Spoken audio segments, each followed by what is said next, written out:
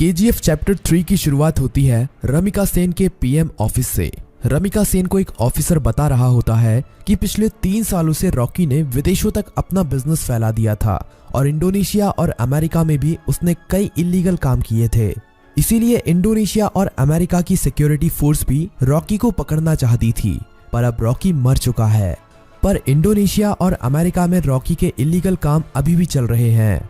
रमिका सेन कहती है तो इंडोनेशिया और अमेरिका की गवर्नमेंट को उसके खिलाफ एक्शन लेना चाहिए। तभी वो ऑफिसर बताता है कि गवर्नमेंट ऐसा नहीं कर सकती क्योंकि रॉकी ने 1979 से 1981 तक इन 3 सालों के अंदर ही अपने सोने के बिजनेस को काफी बड़ा कर लिया था। विदेशों में भी हजारों लाखों लोग उसके लिए काम करते हैं और खुद गवर्नमेंट के लोग भी उसके साथ मिले हुए हैं। इसीलिए गवर्नमेंट चाहकर भी उसके खिलाफ एक्शन नहीं ले सकती। फिल्म की कहानी अब फ्लैशबैक में जाती है और हमें रॉकी के जीवन के उन्हीं 3 सालों के बारे में पता चलता है जिसमें उसने अपने साम्राज्य को विदेशों तक फैला दिया था। सभी माइनों पर कब्जा होने के बाद रॉकी ने और कई माइनों की खोज कर ली थी और सभी लोगों को उनकी खुदाई में लगा दिया था। रॉकी ने उन सभी माइनों से तेजी से सोना निकाला और इकट्ठा करता गया और बाहर के बड़े बड़े देशों में एक्सपोर्ट करने लगा। रॉकी को विदेशों से काफी बड़े बड़े ऑर्डर आने लगे जिनको पूरा करने के लिए उसने खुदाई को और तेज करवा दिया था। दूसरी तरफ से उसने माइन की खुदाई के लिए और सोने की खोज के लिए अमेरिका से कई टेक्नोलॉजी मशीन भी मंगाई थी जिससे वो जल्द से जल्द इन सभी माइनों का सोना निकालकर इकट्ठा कर सके। रॉकी ने अगले 1 साल के अंदर इन माइनों से इतना सोना निकाला था जितना कि पिछले 20 सालों में भी नहीं निकाला था। दूसरी तरफ रॉकी ने अपने इलाके को एक इंडस्ट्रियल एरिया बना लिया था और माइन में काम करने वाले लोगों के लिए उसने अच्छे घर, स्कूल, कॉलेज, अस्पताल सब कुछ बना दिए थे। इसीलिए खुदाई करने वाले लोग उसे काफी पसंद करते थे और उसके लिए अपनी जान देने के लिए भी तैयार थे। धीरे धीरे करके रॉकी का साम्राज्य बड़ा ही होता जा रहा था। विदेशों में सोने का एक्सपोर्ट करते करते रॉकी की जान पहचान भी विदेशों की सरकार से भी हो गई और सरकारों के कई लोग रॉकी के साथ मिल गए। रॉकी कई बार इंडोनेशिया और अमेरिका में भी गया था। वहां पर भी उसने अपने सोने के साम्राज्य को काफी बड़ा कर लिया था। इस साम्राज्य को फैलाने में सरकार के कई लोगों ने उसकी मदद की थी और रॉकी ने एक गैंग अपनी इंडोनेशिया में और एक अमेरिका में भी खड़ी कर ली थी और रॉकी ने इन गैंग के लिए अपना एक एक लीडर भी बना लिया था और रॉकी उन सभी का राजा बन गया था। इस तरह से रॉकी ने अपने साम्राज्य को विदेशों तक फैला दिया था। अब कहानी फ्लैशबैक से बाहर आती है और हमें दिखाया जाता है कि जब रमिका सेन ने भारत में रॉकी के साम्राज्य को खत्म कर दिया था और रॉकी अपना सारा सोना लेकर समुद्र के बीच में चला गया था, वहां पर रॉकी ने इंडियन नेवी को खुद मैसेज करके उसे मारने के लिए कहा था। तब इंडियन नेवी ने रॉकी के शिप पर मिसाइल छोड़कर रॉकी को मार दिया था, पर रॉकी वहां पर मरा नहीं था। रॉकी का सारा सोना उसी समुद्र की गहराइयों में उसी जहाज में दफन है और रॉकी को अमेरिका के सबमरीन ने बचा लिया था। ये सबमरीन अमेरिका के एक बिजनेसमैन की थी जिसे रॉकी ने उन 3 सालों के बीच में अपना पार्टनर बना लिया था। रॉकी अब अमेरिका में सबसे छुपकर रह रहा था और वो महीने में कभी कभी इंडिया भी किसी को फोन करता था कि केजीएफ का क्या हुआ, केजीएफ को ठीक होने में कितना समय लगेगा। अब कहानी इंडिया में शिफ्ट होती है और हमें दिखाया जाता है कि सलार केजीएफ के तबाह होने के बाद केजीएफ को दोबारा से खड़ा कर रहा है और जो लोग बच गए थे उन सभी लोगों के साथ मिलकर रॉकी के साम्राज्य को दोबारा से खड़े करने में लगा हुआ है। सलार ये सभी रमिका सेन से छुपाकर कर रहा है, पर बहुत जल्द रमिका सेन को भी इसके बारे में पता चलने वाला है। धीरे धीरे करके सलार रॉकी के साम्राज्य को दोबारा से खड़ा कर देता है और दोबारा से माइनों में खुदाई शुरू हो जाती है। अब सलार रॉकी को फोन करता है और कहता है, मालिक, हमने आपका साम्राज्य दोबारा से खड़ा कर दिया है। जिस तरह आपने कहा था, अब आपके लौटने का समय आ चुका है।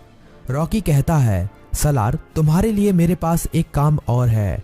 तुम्हें उस सोने को समुद्र से निकालना है जो हमने इतने सालों से वहां पर छुपा के रखा है। वो हमारी माइनों से ही निकला हुआ सोना है। इसे हमें किसी भी कीमत पर समुद्र से निकालना है। इस सोने की मदद से ही मैं दोबारा से भारत में अपने साम्राज्य को खड़ा करूंगा। सलार सोने को समुद्र से निकालने के काम में लग जाता है और इंडिया में अब एंट्री होती है रॉकी की। सलार अपने लोगों को कहता है कि मालिक कई सालों के बाद यहाँ पर पधार रहे हैं, उनके स्वागत में कोई भी कमी नहीं रहनी चाहिए। किसी को नहीं पता था कि ये मालिक कौन है। रॉकी अकेला ही अमेरिका से आ रहा होता है। केजीएफ में रॉकी का स्वागत धूमधाम से किया जाता है। सभी लोग रॉकी को देखकर हैरान थे क्योंकि उन्हें लग रहा था कि रॉकी मर चुका है, लेकिन रॉकी तो अभी जिंदा है। रॉकी अपनी माइनों का काम देखने के बाद सीधा मिलना चाहता था रामिका सेन से। सलार कहता है कि हम भी उसके साथ चलेंगे, पर रॉकी कहता है कि नहीं, मैं अकेला ही मिलने जाऊंगा। रॉकी अकेला ही अपनी रोल्स रॉयल कार में जा रहा होता है। तभी नाके पर पुलिस उसे पकड़ लेती है। पुलिस वाले जानते नहीं हैं कि वो रॉकी है। वो रॉकी के पास लाइसेंस ना होने की वजह से और ओवर स्पीडिंग होने की वजह से थाने ले जाती है। वहां पर रॉकी कुछ नहीं बोलता, बस अपने आदमियों को फोन कर देता है। थाने में बड़ा ऑफिसर आता है और रॉकी से चिल्लाकर बात करने लगता है। तभी पूरा पुलिस स्टेशन हिलने लगता है और कई हेलीकॉप्टर और बंदूक लेकर रॉकी के आदमी यहाँ पहुंच जाते हैं। उन आदमियों से एक आदमी रॉकी का लाइसेंस लेकर थाने के अंदर आता है और पुलिस को लाइसेंस दिखाता है। पुलिस वाला लाइसेंस पर रॉकी का नाम पढ़कर हैरान रह जाता है और रॉकी को वहां से जाने देता है। रॉकी अब सीधा रमिका सेन से मिलने के लिए जाता है। रॉकी के पहुंचने से पहले वो पुलिस वाला रमिका सेन तक ये खबर पहुंचा देता है कि रॉकी अभी भी जिंदा है। रमिका सेन ये खबर सुनकर हैरान हो जाती है कि अभी तक रॉकी कैसे जिंदा है। रमिका सेन को ये खबर भी मिल जाती है कि रॉकी के यहाँ आने से पहले किसी ने केजीएफ को दोबारा से खड़ा कर दिया है और केजीएफ से अभी भी खुदाई करके सोना निकाला जा रहा है। अब पीएम ऑफिस में एंट्री होती है रॉकी की। सभी लोग रॉकी को देखकर हैरान थे। रॉकी सीधा मिलने जाता है रमिका सेन से। रॉकी रमिका सेन से कहता है कि मैंने कहा था ना, युद्ध हुआ तो जीतूंगा मैं और जीत मेरी ही हुई है। रमिका सेन कहती है कि अच्छा है, तुम जिंदा हो, अब मैं तुम्हारे सामने ही तुम्हारे केजीएफ को तुमसे छीन लूंगी। रॉकी कहता है कि उसकी नौबत ही नहीं आएगी। रमिका सेन रॉकी की इस बात को समझ नहीं पाती। तभी रॉकी वहां से चला जाता है। अगले कुछ ही दिनों में रॉकी रमिका सेन की सरकार गिरा देता है और सरकार में अपनी पार्टी को जिताकर अपने आदमी को प्रधानमंत्री बना देता है। रॉकी अब दोबारा रमिका सेन को फोन करता है और कहता है कि अब क्या करोगे, अब तो तुम्हारी सरकार भी नहीं रही। रमिका सेन कहती है कि अब मेरी जिंदगी का एक ही मकसद है, तुम्हारी मौत। रमिका सेन रॉकी के सभी दुश्मनों को इकट्ठा करती है।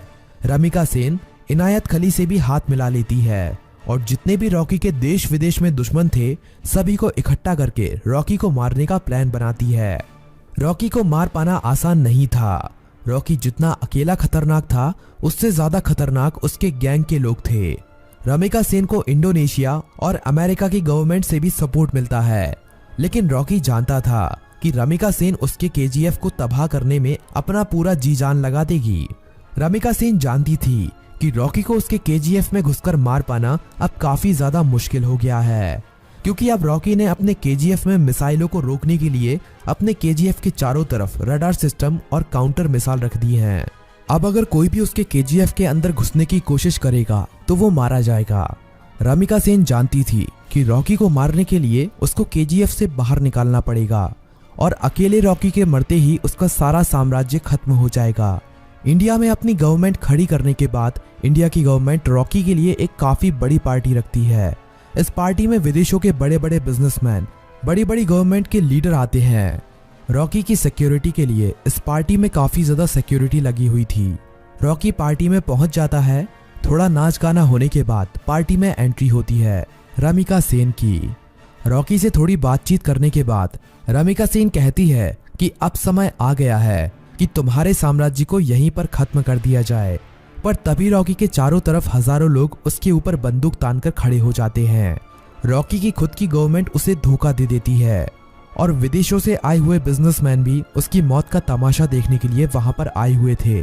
सभी विदेशों के बिजनेसमैन चाहते थे कि रॉकी की मौत होने के बाद वो केजीएफ पर कब्जा कर लेंगे और अपने बिजनेस को फैलाएंगे और ढेरों पैसा कमाएंगे। ये सब देखकर रॉकी खुद हैरान रह जाता है, पर रॉकी जानता था कि एक दिन उसकी मौत जरूर होगी, इसीलिए वो अपने आखिरी पल में भी निडर रहता है। रमिका सेन कहती है कि देखा, आखिर तुम्हारे लोगों ने ही तुम्हें धोखा दे दिया। इतना कहते ही सभी लोग रॉकी को गोलियों से भून देते हैं और रॉकी की मौत वहीं पर हो जाती है और फिल्म यहीं पर खत्म हो जाती है।